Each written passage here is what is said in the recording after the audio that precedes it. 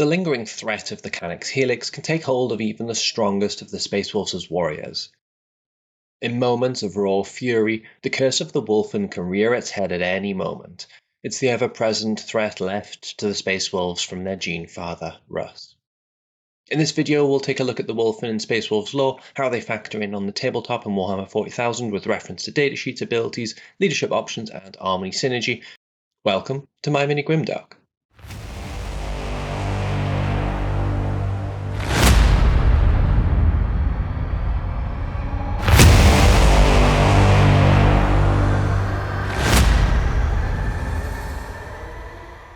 While most Space Wolves are able to reassert their control after allowing themselves to embrace their inner beast in battle, some become locked in the never-ending cycle of savage brutality, becoming cursed reminders of the fate that might await any of the Sons of Russ. These Wulfen have long been a topic of uncertainty amongst the Space Wolves, with some fearing that the curse will spread further and that imprisonment or elimination of the Wulfen would be the only solution. The bonds between Space Wolves are strong, though. Their warriors see the mutated Wulfen as their battle brothers, and they have earned the respect that this affords them. The Wulfen are used in a number of ways by their wolf lords, armed with vintage weapons and wearing fragments of their former ceramite armor, now tattered and cracked open to reveal their bulging forms.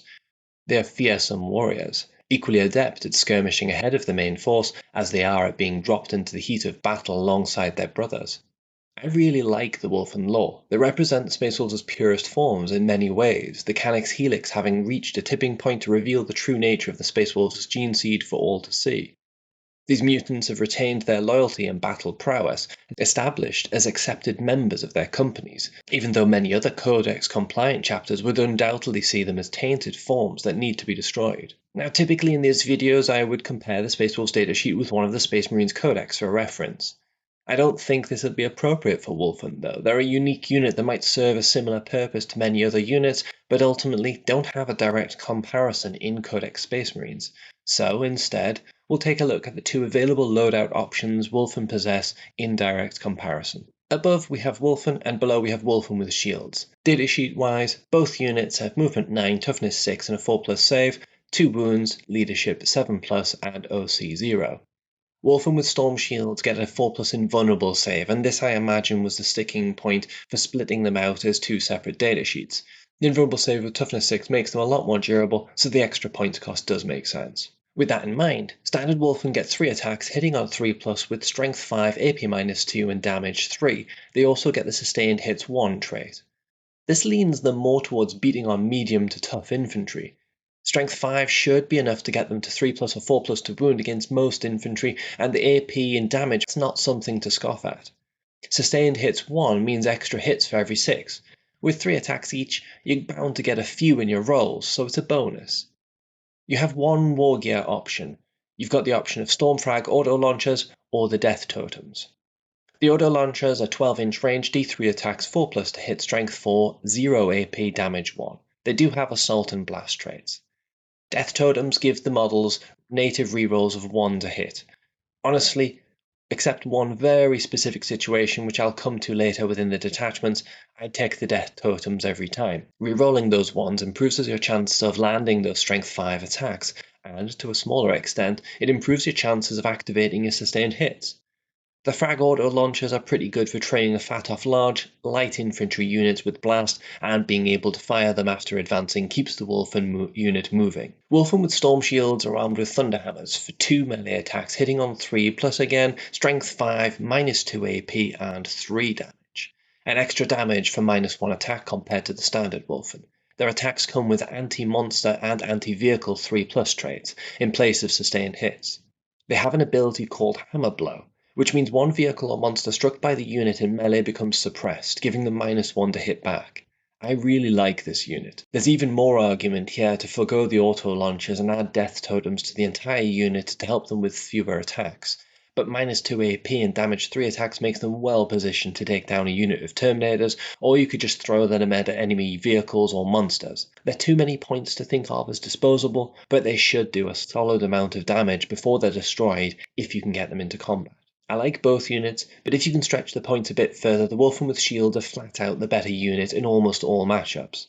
Standard Wulfen are 85 points and 170 points for 5 and 10 respectively. Wulfen with shields are 100 and 200 points for 5 and 10 respectively, at the time of recording.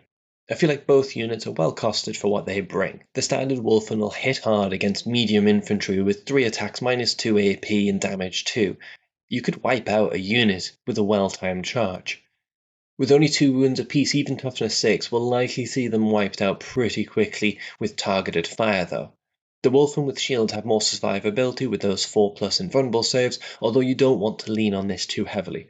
Their anti-traits and damage 3 make them great for tearing into opposition vehicles, monsters, or heavily armoured units.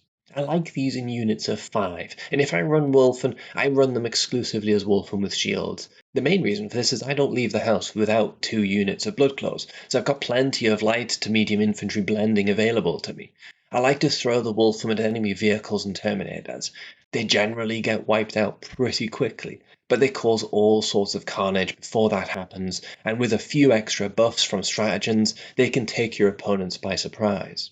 An important note, both units of Wulfen have the faction ability Curse of the Wulfen. This is actually a positive. It means even though they have OC 0, if they're within 6 inches of a non-Wulfen Space Wolf character or 12 inches of a Wolf Priest, that would be a standard Wolf Priest or Ulrich the Slayer, they gain OC 1. Now, this is great, but don't let this distract on how you use your Wulfen too much. This unit is a guided missile, and you want them to get into combat with the enemy in order to do damage before they're wiped out, and that's their primary purpose.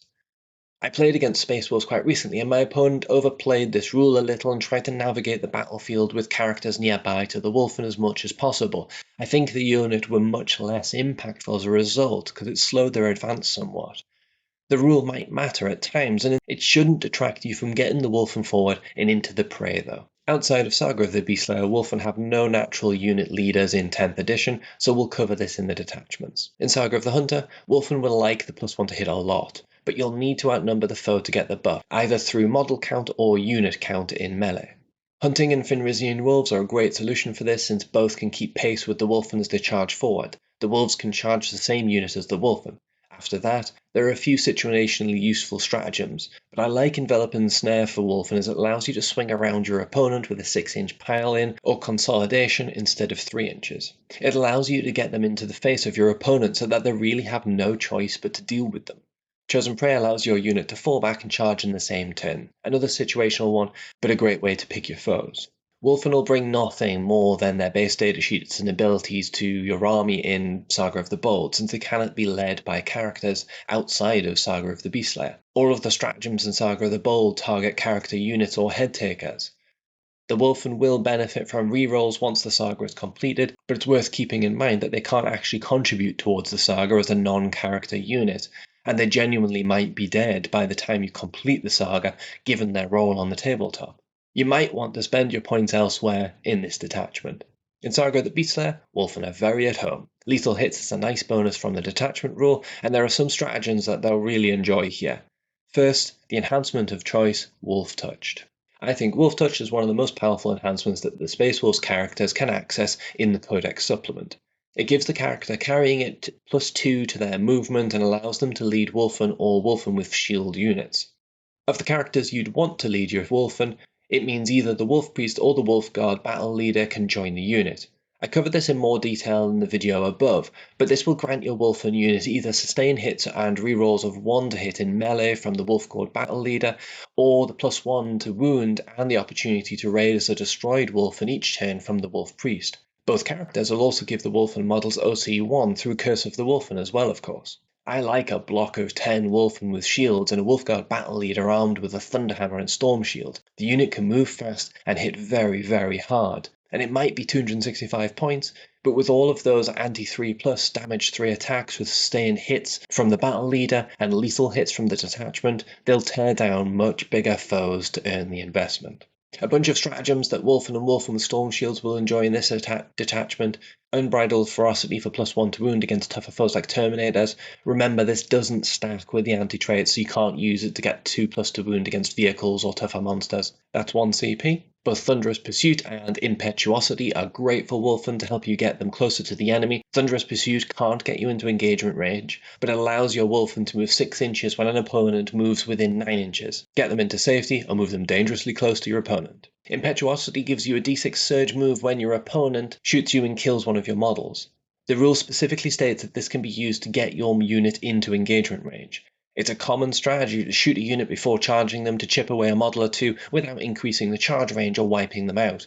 This surge move is an excellent counter, since after being shot, your Wulfen unit can move forward towards the enemy and either engage with them, negating the charge, or move such so that if your opponent does charge and wipe out the Wulfen, they'll be stranded out in the open.